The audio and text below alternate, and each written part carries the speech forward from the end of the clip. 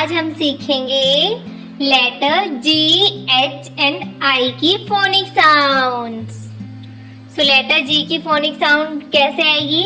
G मतलब गे गे, G for girl, ग ग ग, G for God, ग ग ग, G for garden, ग ग ग, G for gate, ग ग ग। नेक्स्ट लेटर कौन सा है? H। H की कौन सी साउंड आएगी? ह ह। राइट, H for hand, ह ह ह,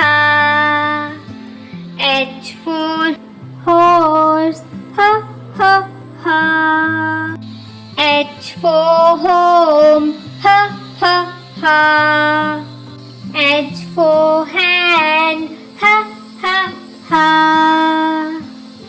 नेक्स्ट लेटर कौन सा है? I। I की साउंड कौन सी आएगी? I।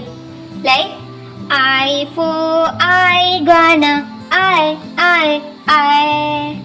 I for igloo, I for insects, I।